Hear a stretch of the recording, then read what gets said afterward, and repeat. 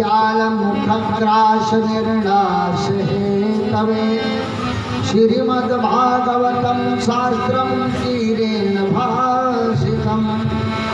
इस संसार में जिसने भी जन्म लिया है, मृत्यु उसके लिए काल व्याल, काल रूपी सर्प है।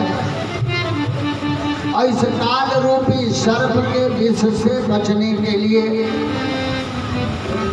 हमें आपको कुलम पवित्रम जननी कृतार्था वसुंधरा पुष्यवती चाते अपार सर्वात सुख सागरे अस्मिन् लीनं परे ब्रह्मण यस्माचरेत।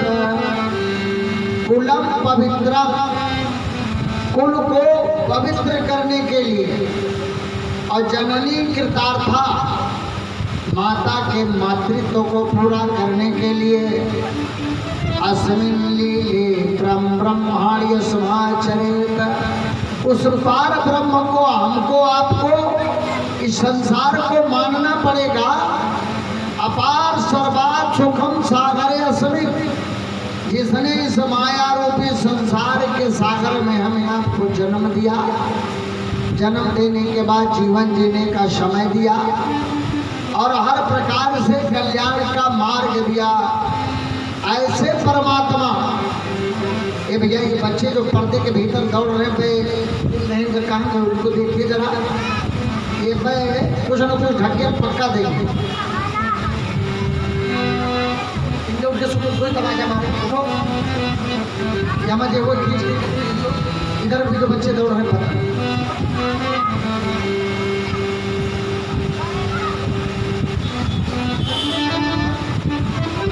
इनका न कुछ होगा।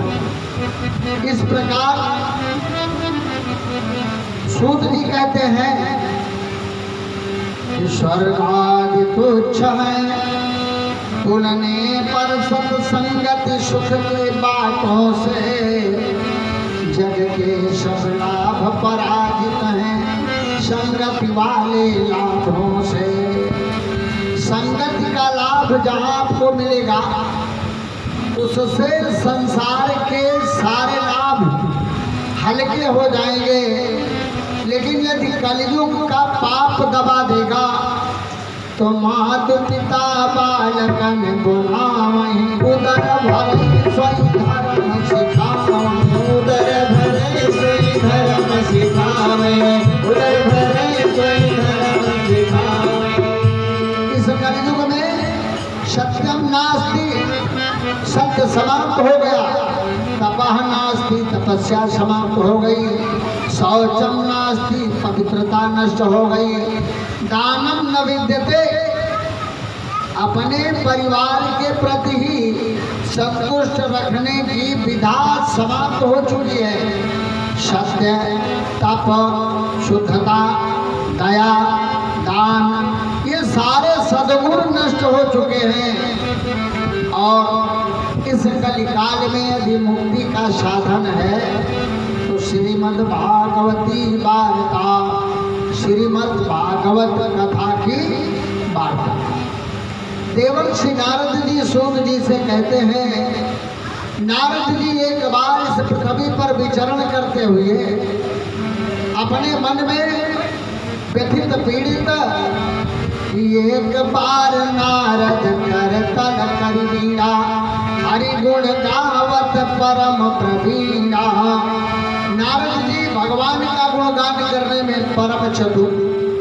पृथ्वी पर घूमने लगे तो जहां भी निकले नारद जी केवल उन्हें अधर्म दिखाई दिया।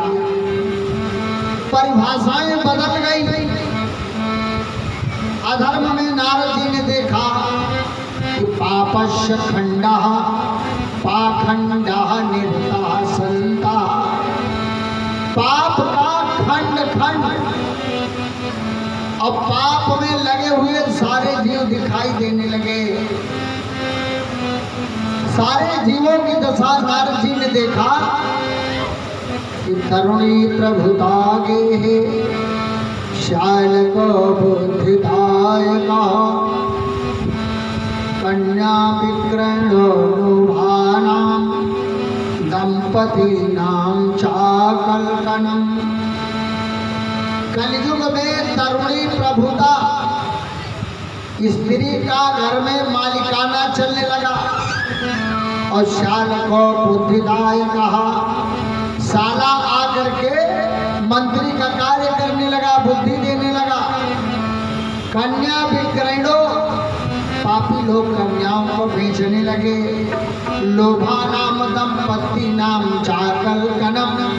और कलयुग के कारण सारे संसार के लोग लालची हो गए। लालच में पड़ करके सारे उल्टे सीधे कार्य करने लगे। और नारद जी ने दशा देखा कि नारी भी बस नर सकल गोसाई, सकल गोसाई, नारी भी बस नर सकल गोसाई। नाचहि नट मरकट के नाई, नाचहि नट मरकट के नाई, नाचहि नट मरकट के नाई। पूरा संसार बानर की भांति स्त्रियों के इशारे पर नाचना शुरू कर दिया। और नारद जी जब आगे बढ़े तो सारी परिभाषाएं इस संसार की बदली हुई। बंगला बड़ा भारी बना है, बोर्ड लगा है त्यागी जी महाराज। और उसमें बोर्ड लगा दिया त्यागी जी महाराज, सब कुछ त्याग देने वाले। लेकिन उस बंगले के मालिक स्वामी जी महाराज, जिनका नाम केवल त्यागी है लेकिन बंगले का आनंद ले रहे हैं। और थोड़ा आगे बढ़े, बोर्ड लगा है ब्रह्मचारी जी महाराज, और दर्जनों बच्चे घर में दौड़ रहे हैं। बोर्ड लगा ब्रह्मचारी जी महाराज। और आगे जब बढ़े तो बोर्ड लगा है मौनी बाबा, हल्ला गुल्ला उनके घर में सबसे ज्यादा। नारद जी ने देखा यह स्थिति, एवं पश्यन् कलेर दोषान् पर्यटन यामुनं तटं आपन्नो लीला हरे। नारद जी कहने लगे, इस प्रकार कलयुग के दोष को देखता हुआ इस पृथ्वी पर मैं बहुत जगह घूमा। और घूमते हुए यमुना के तट पर आकर के पहुंचे। वहां देखने लगे जहाँ भगवान हरि ने अनेकों प्रकार की लीलाएं किया था। और जब वहां पहुंचे तो देखा ब्राह्मण वेद बेचने लगे। स्त्रियां अपने सतीत्व को खो करके जीविका चला रही हैं। बलात्कार पूर्वक नारद जी कहने लगे कि मैं पृथ्वी पर जबरन घूमता हुआ भगवान श्री कृष्ण की लीला स्थली वृंदावन में पहुंच गया। और जब वृंदावन में पहुंचा तो तरुण अवस्था वाली एक स्त्री को देखा। उदास थी, चिंता में व्याकुल थी। और उस स्त्री के पास दो वृद्ध पुरुष पड़े हुए थे, बाल पके, अचेत अवस्था। सैकड़ों स्त्रियां बैठ करके ढाढ़स बजा रही थी। नारद जी अपने मन में विचार करने लगे कि मैंने सोचा कि इन स्त्रियों के पास जाऊं और क्रंदन का विलाप का कारण पूछूं। फिर सोचने लगे कि जहाँ स्त्रियों की ही जमात बैठी हो वहाँ किसी पुरुष का जाना उचित नहीं। ऐसा सोच करके नारद जी लौटने लगे। तब तक उसी बात तरुणी स्त्री ने कहा कि भो भो साधो क्षणमतिष्ठ ममापि चिन्तयाम विनाशे दर्शनं तव लोकस्य सर्वथायहरं पापम। दौड़ करके उस स्त्री ने नारद जी से कहा कि हे भगवान,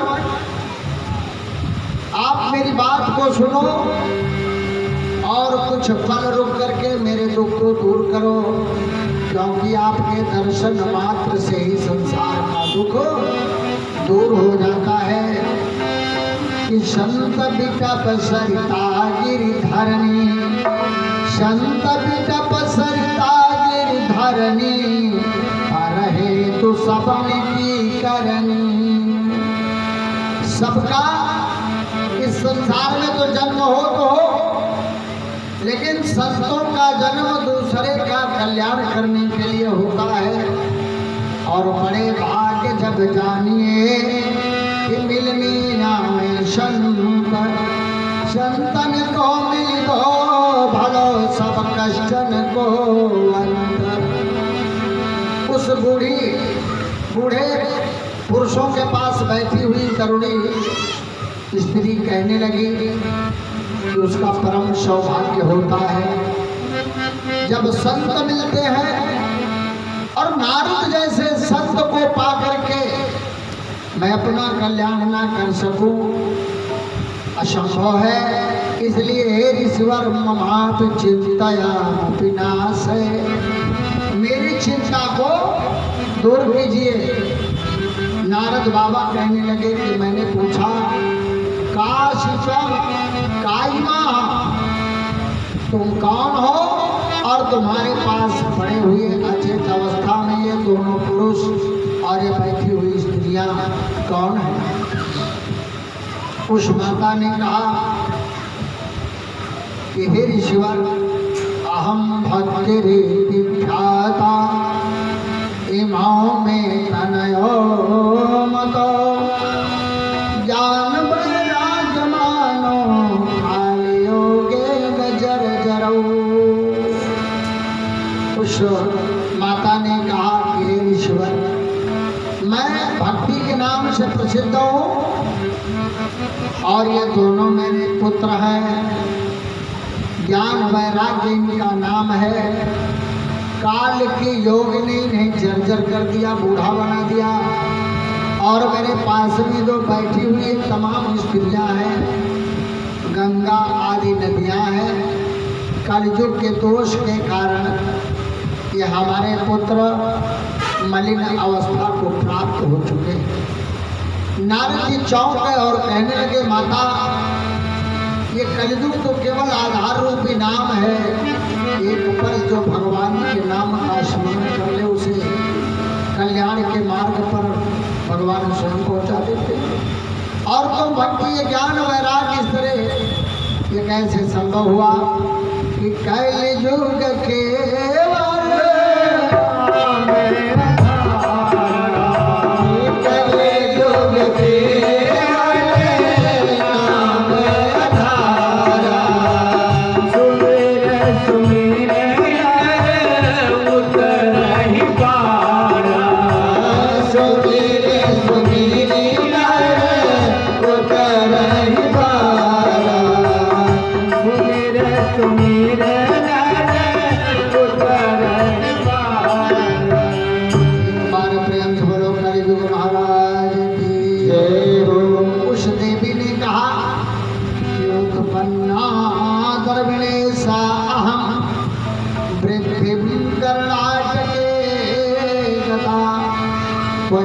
क्वचिन महाराष्ट्र गुर्जरे जीनताम गदा।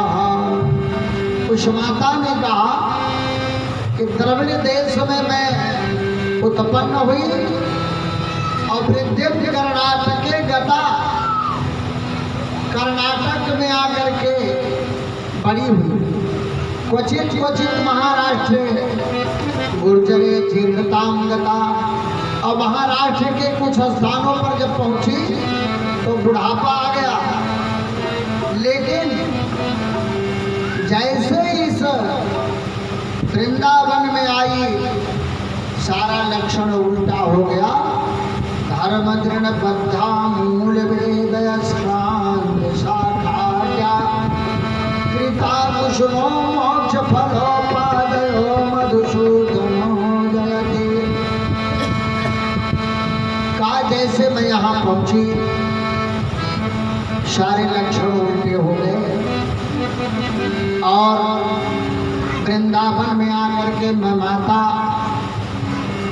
बूढ़ी होना चाहिए, युवा हो गई, और दोनों मेरे पुत्र हैं, ये वृद्ध हो गए। या सुन करके नारद जी ने कहा कि देवी दुख मत करो, चित्त को तू हरि प्रिया सदा की हो। देवी दुख मत करो, चित्त प्रिय हरि प्रिया सदा की हो। होता धन्य वही जिस पर प्रभु की कृपा हुई हो। तुम्हारे ऊपर भगवान की कृपा हुई और तुमने मातृत्व तो पाते हुए भी अपना यौवन नहीं खोया। ज्ञान और वैराग्य के लिए मैं अवश्य उपाय करूंगा, और नहीं तो अपनी पूरी दास्ता जो भगवान की मैंने सेवा किया है उस दास्ता को लगा दूंगा। कलियुगेन सदाचारो लुप्ता, इस कलियुग के कारण सारा सदाचार लुप्त हो गया है, और उस सदाचार के लिए मैं अनेकों उपाय करूंगा। कलि केवल मल मूल मलिना, पाप पयो निधि जनमनीना। कलयुग केवल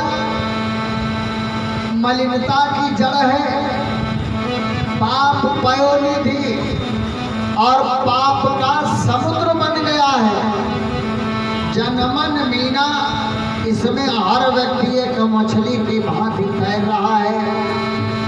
धर्म दृढ़वद्धा मूलो में अश्वंदा, धर्म मजबूती के साथ यदि बंध जाए तो संसार में कुछ भी नष्ट नहीं होता।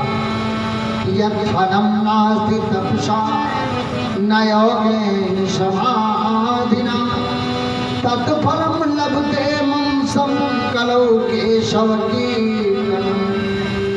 नारद जी ने कहा केशव के कीर्तन से, भगवान कृष्ण के कीर्तन से मन को शांति मिलती है, और भगवान के कीर्तन से मैं तुम्हारे इन बालकों को चेतना से मुक्त करूंगा, चैतन्यता से युक्त करूंगा। अचेतन मुक्त और चैतन्य से युक्त करूंगा। नारद जी महाराज भगवान का गुणगान करने लगे। गोविंद मेरो है, गोपाल मेरो है, गोविंद मेरो है, गोपाल मेरो है, गोविंद मेरो है, गोपाल मेरो है।